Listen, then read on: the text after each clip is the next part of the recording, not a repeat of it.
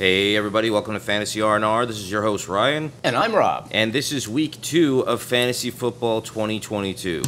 This is Fantasy with Rob and Ryan, Fantasy R&R. As always, our format, we're just going to go through all the games of this week, pick out a notable player or storyline, just tell you what we think about the current fantasy landscape. So let's get started with Thursday Night Football. Chargers at Chiefs. So this Keenan Allen injury has got me intrigued. Somebody's going to have to throw the ball. They're saying he might not be ready for Thursday Night Football.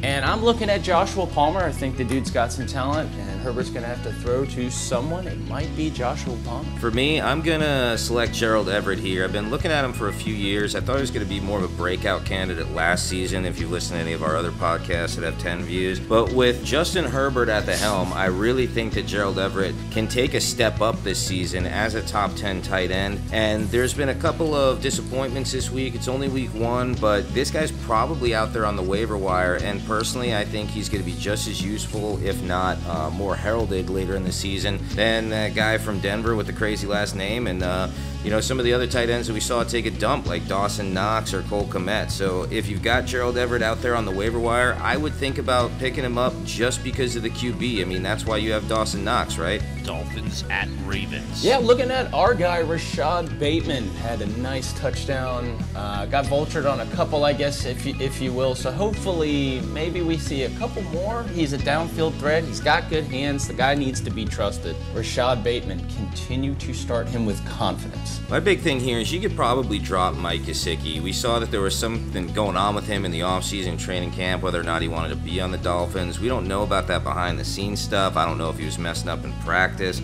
but he definitely did not get a lot of snaps, and he did not get a lot of targets, and he did not get a lot of fantasy points.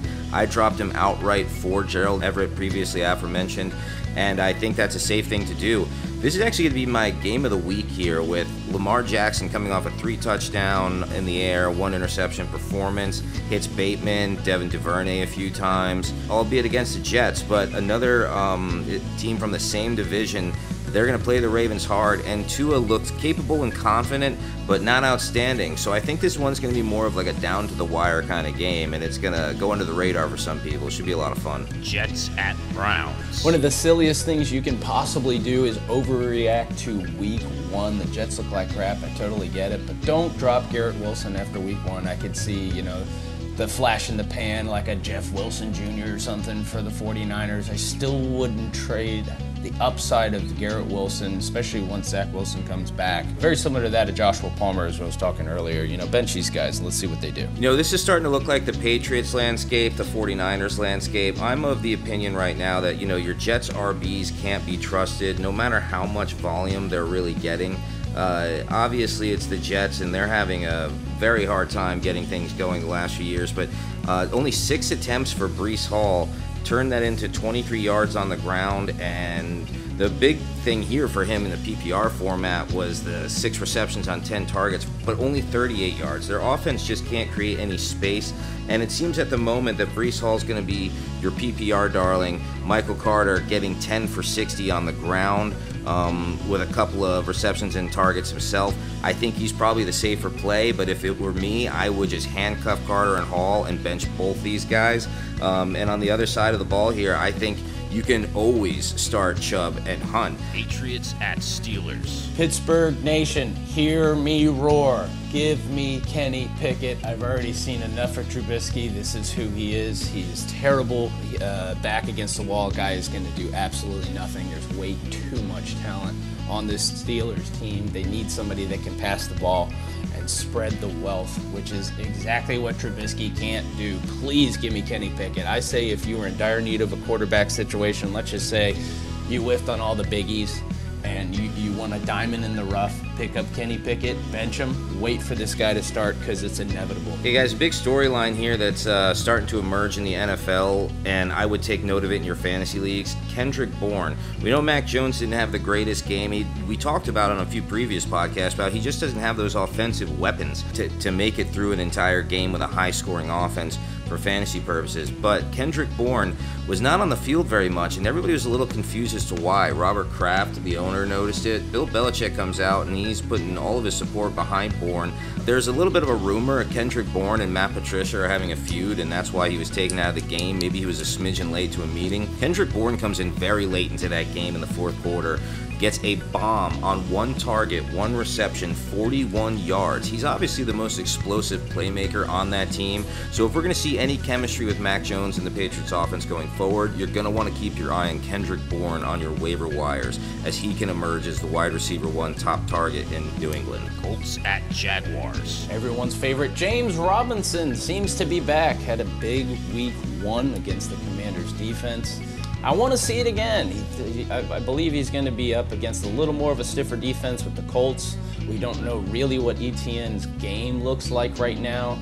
Trevor Lawrence looked lost, but James Robinson looked like the only real bright spot outside of Kirk's 114 yards or whatever. But if James Robinson can get going again, I know I got him super late in a bunch of drafts. I'm sure a lot of other people did too. Again, it's something we had brought up in this podcast before. Just last year, this guy was going second, third round. So I'm also happy I got James Robinson late, but I think that was kind of the whole discussion. The whole point of the discussion is getting him for such great value late in the draft, and the upside is much better than the downside, the risk of drafting him. However, I'm not convinced just yet. This is also my storyline for the game. I kind of feel like it's the same situation I was talking about with the Patriots or the Jets running backs. If you've got James Robinson, I would handcuff Etienne, trade for him, do what you can there, because when one gets injured, the other one's going to take over the ball. I would be wary that right now James Robinson is very touchdown dependent to start the season. I want to see a few more over the next few weeks. I would be benching both of them just because there's just so much floor to their play as opposed to ceiling with the way they used Etienne. James Robinson actually only carried the ball 11 times, got 66 yards, which is a great YPC. That's what we always want to see. But he also just got a short goal area TD, and his other points came from 2 targets, 1 reception, a 3-yard dump off at the goal line by Trevor Lawrence. So take away those 2 TDs, and you've got 11 attempts for 66 yards. That's your volume with 2 targets in the passing game. So a little scary if that's your main RB1 or 2, but I think down the road we'll have a little bit more clarity on whether or not he's a must-play every week. Panthers at Giants. Daniel Jones, you have this receiver by the name of Kadarius Tony. He showed flashes of it last year as a true freshman. As a rookie, Kadarius Tony looks like he is a pretty solid play. Barely used him last week. You're going against the Panthers defense that has been, subpar, I guess, at best, especially after a mediocre Jacoby Brissett-led Browns team last week. Kadarius Tony, I want to see more. For me here, I think the big story is this. Who was the number 1 running back in fantasy this week? Was it Jonathan Taylor? Was it Derrick Henry? Alvin Kamara? All the guys you're used to hearing the names of. No, it was not. It was not even Clyde Edwards-Helaire with this big game. It was Saquon Barkley. Remember him? 31.4 fantasy points in our half PPR format. So even more in a regular PPR, 7 targets, 6 receptions for 30 yards. On 18 carries, he got 164 on the ground, broke some big plays for those, and got his TD in. Barkley was an absolute monster this week, and I think at this point, we can safely say Saquon is back. If he stays healthy, he's your RB1. You can start him every single week. Buccaneers at Saints. Guys, we had a Jarvis Landry sighting. I know. We've been preaching about Jarvis Landry for years now. He always has had the talent, had 114 yards receiving, with Jameis Winston essentially just absolutely heaving the ball in the second half when they were down to Atlanta.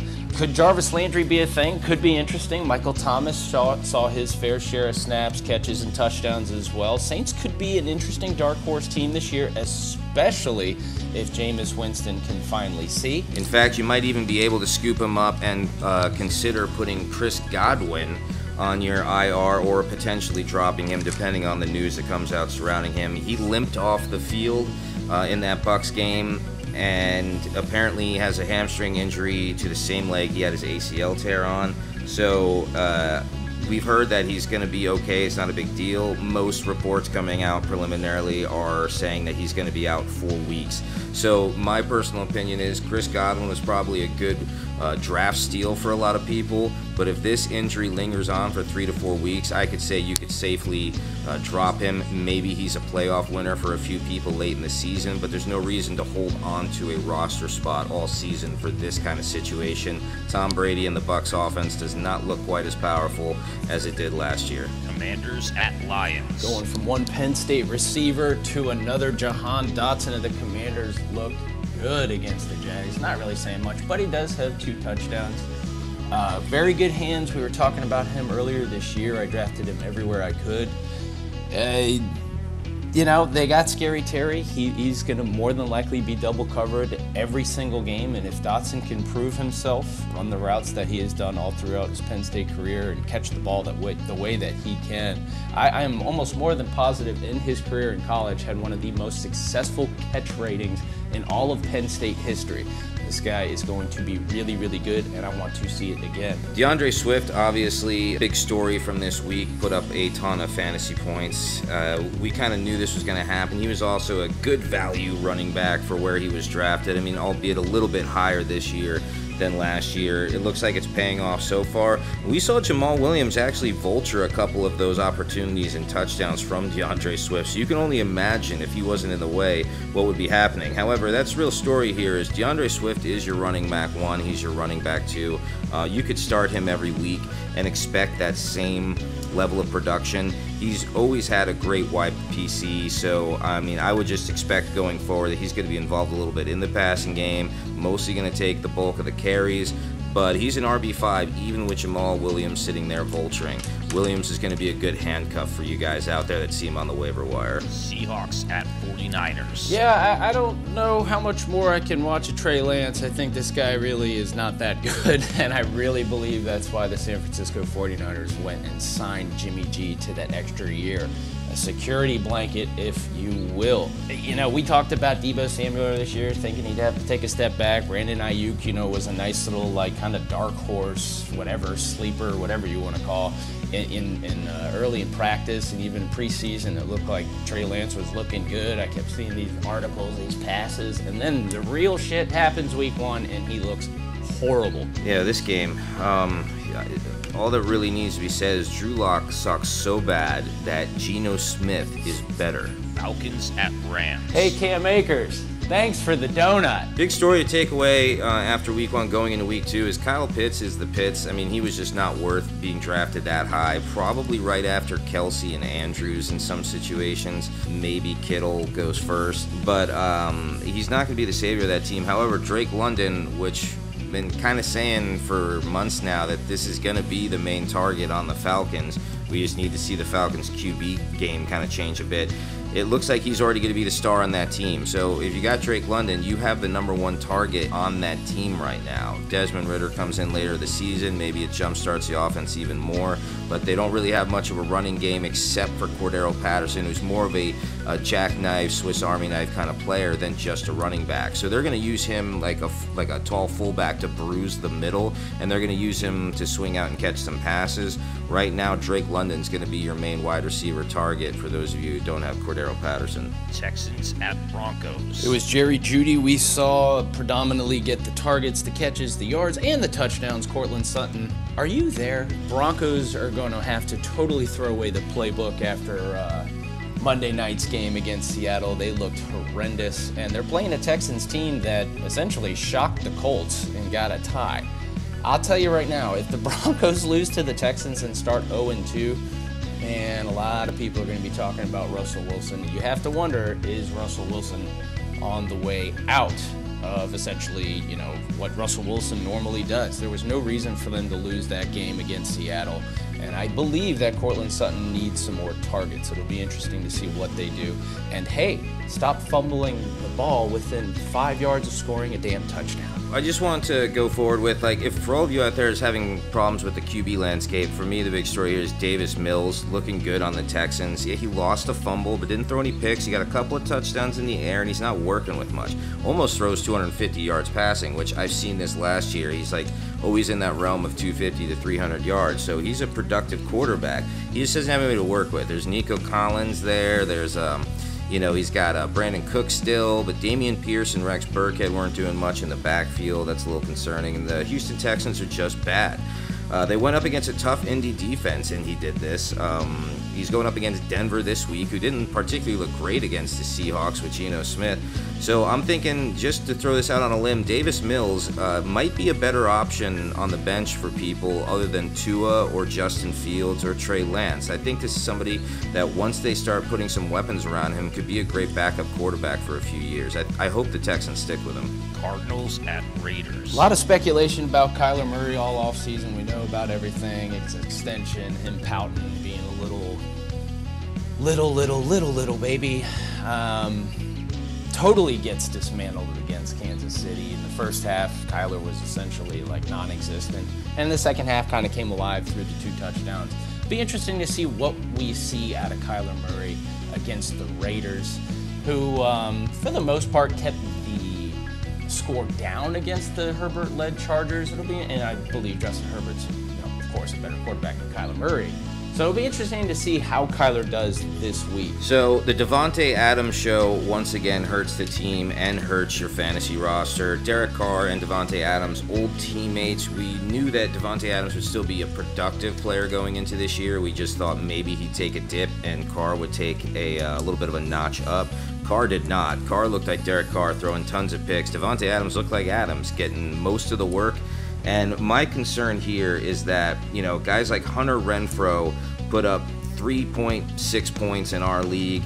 I think Darren Waller only had 9.9, although he got 6 targets eventually. It looks like it's the Davante Adams show, and if Derek Carr is just going to keep force feeding it to Davante Adams, and the Raiders are going to lose a lot of games, and then Renfrow, Waller, Josh Jacobs, they're all going to lose some of their value. Bengals at Cowboys. Hayden Hurst is back, ladies and gentlemen. I'm just kidding. I like Hayden Hurst. We've talked about Hayden Hurst a couple times from our me and Ryan's hometown here in Jacksonville.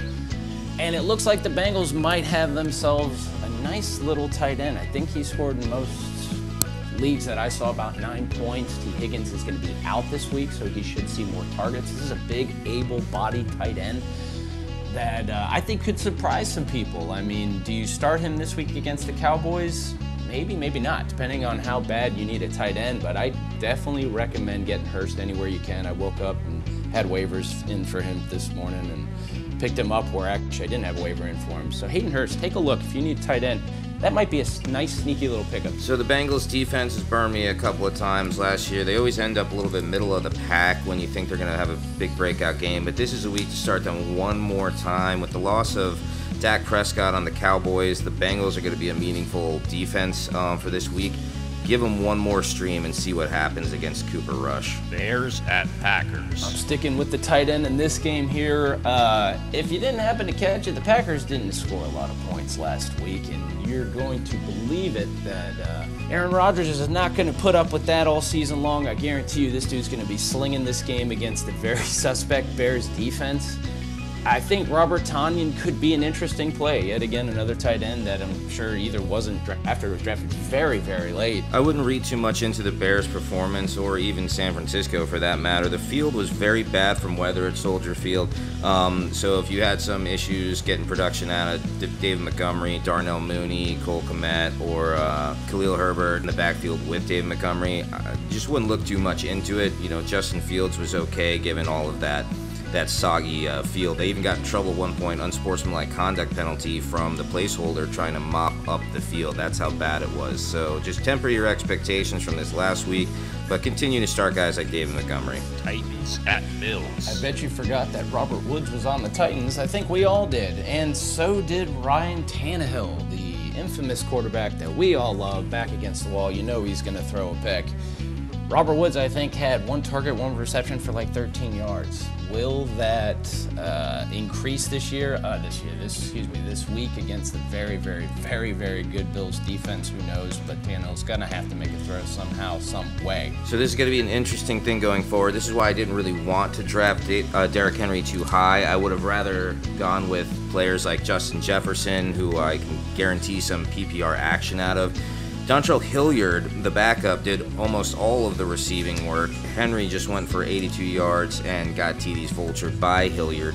Now, Hilliard doesn't look like a must-add for the 2 touchdowns he got, but if you have Derrick Henry, I would consider handcuffing Hilliard as fast as possible. Vikings at Eagles. And yes, this is going to be my game of the week. I'm very interested in watching both the Vikings and Eagles. I think these are both really solid offenses. I wouldn't say explosive, but they can make points happen.